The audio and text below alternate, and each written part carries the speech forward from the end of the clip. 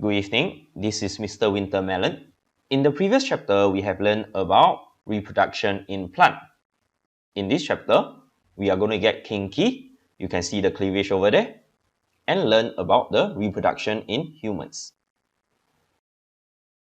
So just a brief chapter outline.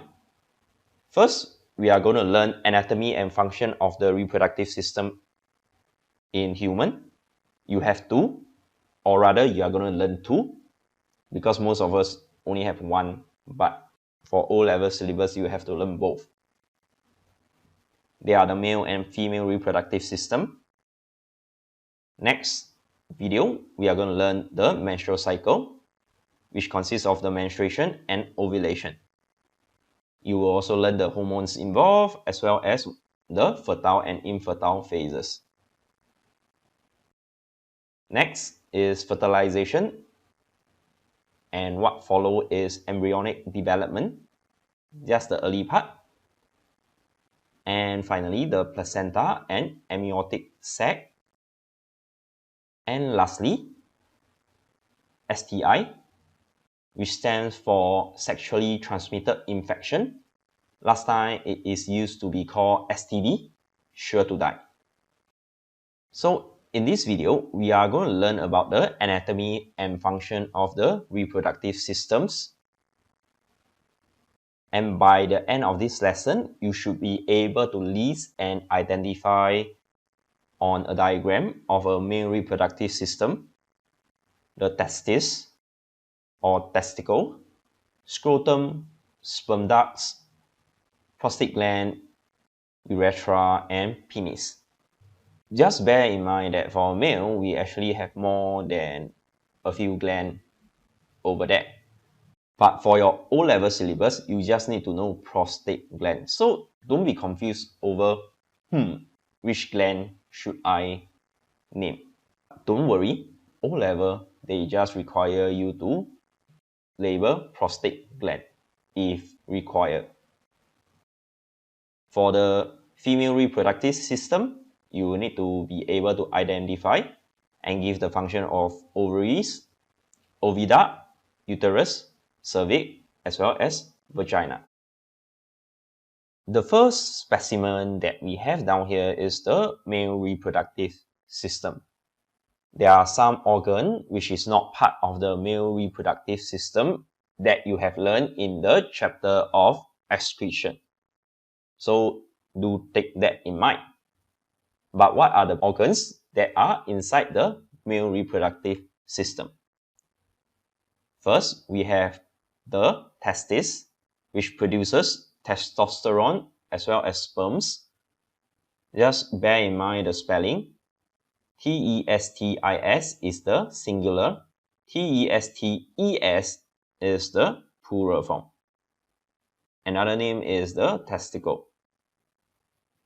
So over in the testis, testosterone or the male hormones will be produced as well as sperm. The male hormones is important to develop someone into a male. For example, to stop nipple from growing to become like female nipple, growing of penis, more facial hair, and of course, cause the testis itself to produce sperm. And what is holding the testis is what we call the scrotum.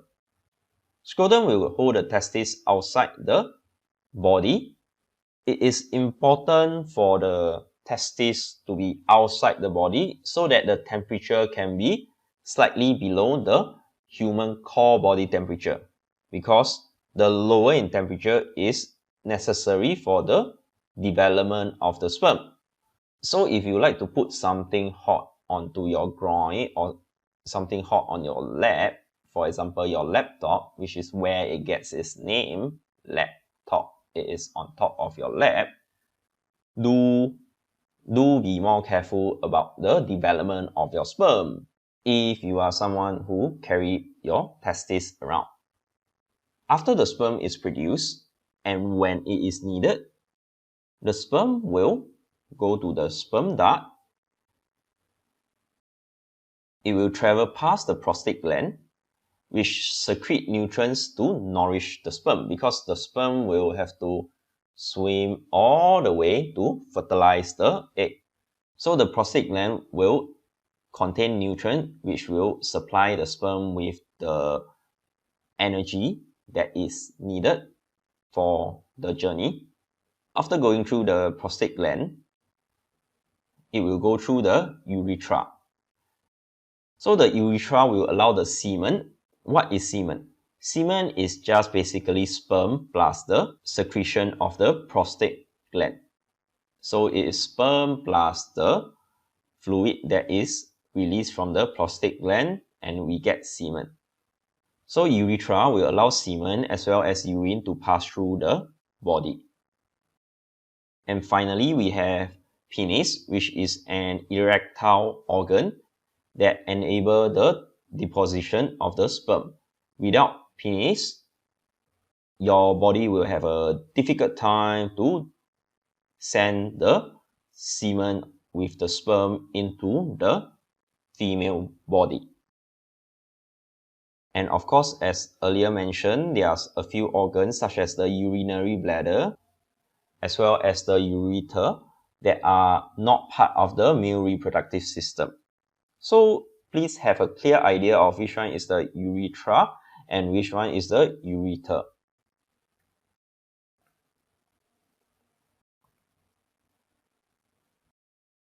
As for the side view, let's see whether you can name the following parts.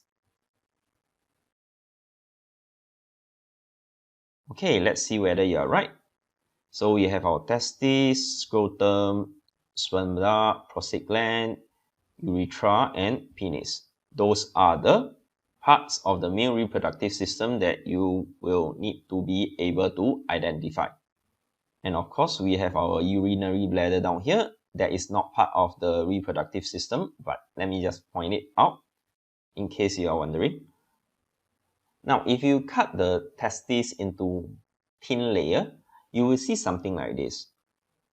And sperm are being produced at the center area. So cells will divide themselves into sperm. Then sperm will be produced in the testes. So just for an added bonus, let's see how does the sperm travel out from the body. So after the sperm is produced, and when it is needed, it will travel through the sperm duct.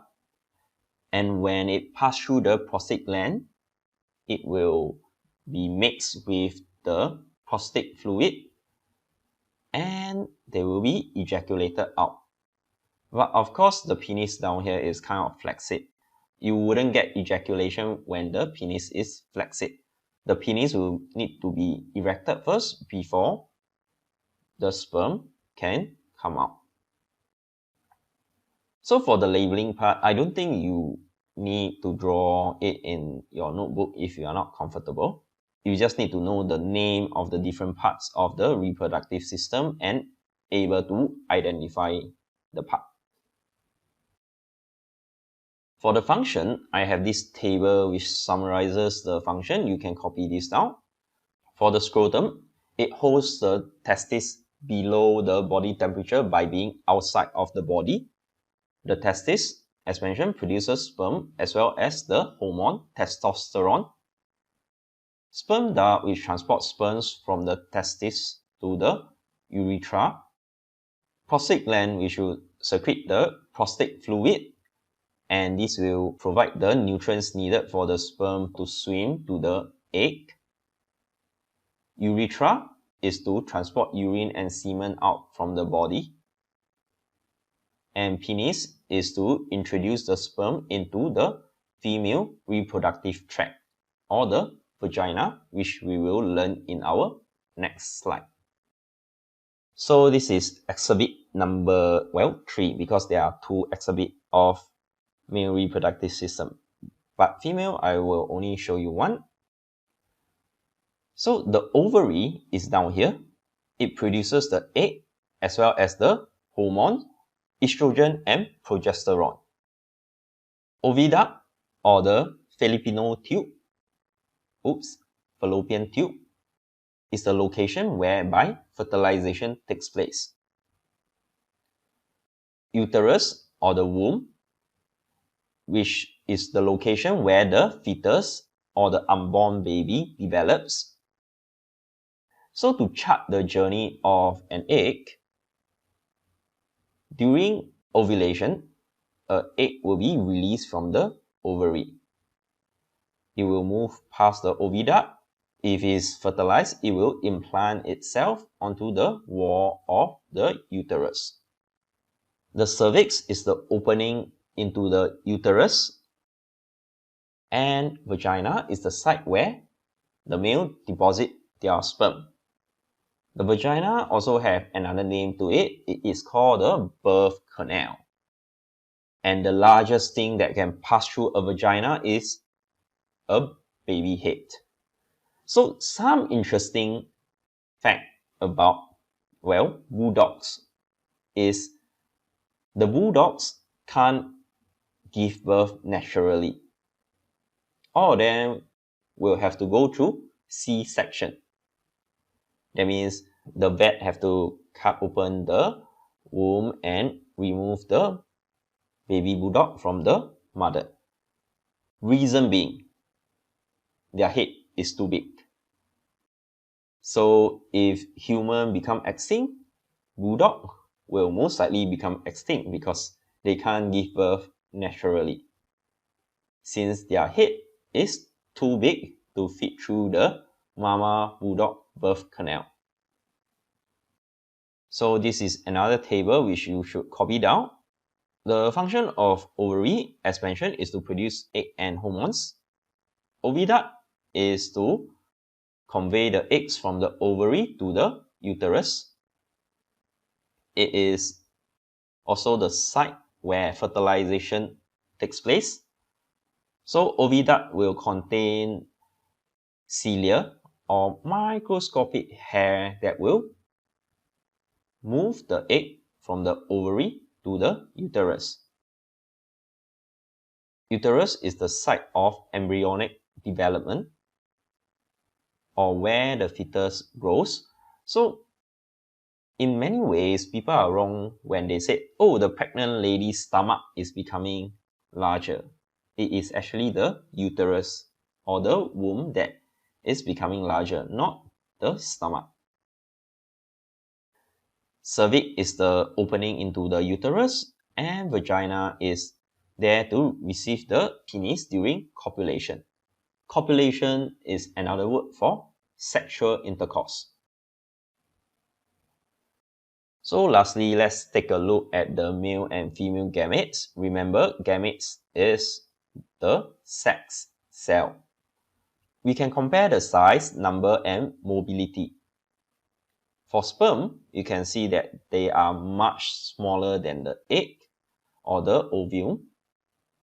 Millions of sperm are released at once, while the egg is only released once every menstrual cycle, or once every 28 days, or plus and minus, depending on whether the female have a shorter or longer cycle.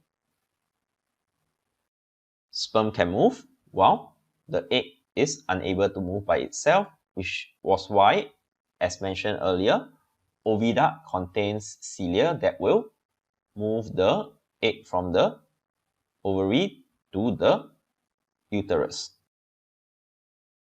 So in male, sperms are produced continuously.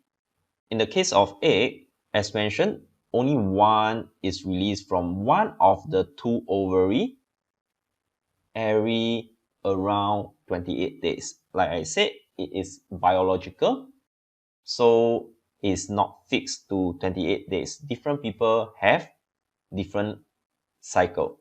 So just bear that in mind. For your O-level, for simplicity purposes, women menstrual cycle is 28 days. And that will be what we will be learning more about in our next video.